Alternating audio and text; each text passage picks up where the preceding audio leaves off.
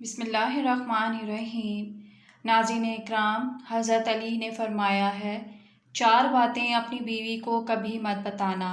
Number 1، کبھی بیوی کے سامنے رونا مت، چاہے کتنی بھی تکلیف ہو، کتنی بھی پریشانی ہو، چاہے اندر سے کتنے ہی ٹوٹ چکے ہو، لیکن بیوی کے سامنے کبھی آنسو مت بہانا، ورنہ ساری زندگی تمہاری بیوی یہی سمجھے گی کہ یہ مرد بہت کمزور ہے، اپنے جذبات پر قابو نہیں پا سکتا، چھوٹی چھوٹی چیزوں پہ اداس ہو جاتا ہے، لہٰذا وہ تمہیں کمزور سمجھنا شروع کر دے گی۔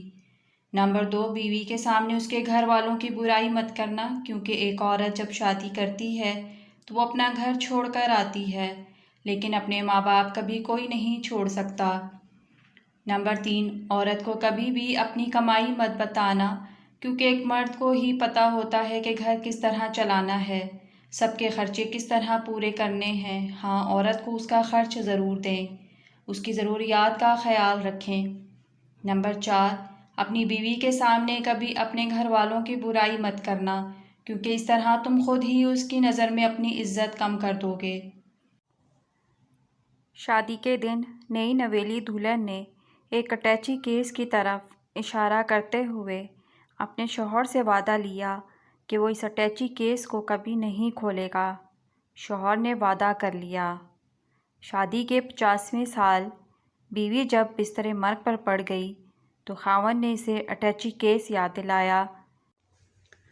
بیوی بولی، اب یہ وقت ہے اس اٹیچی کیس کے راز کو فاش کرنے کا، اب آپ اس اٹیچی کیس کو کھول لیں۔ خاوند نے اٹیچی کیس کھولا تو اس میں سے 2 گڑیاں نکلیں۔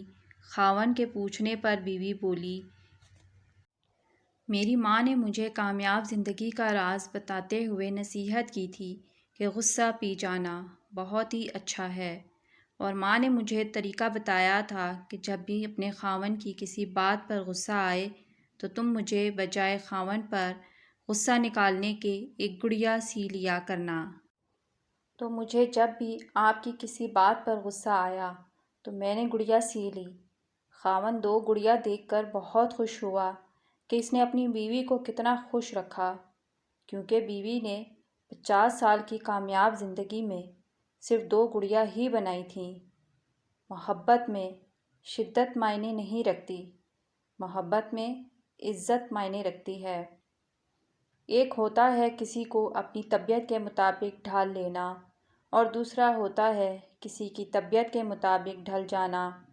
ان دونوں پہلوؤں میں انداز نرمی اور محبت والا ہو تو تبھی رشتے بنتے ہیں، ورنہ جھگڑوں کے سوا کچھ حاصل نہیں ہوتا۔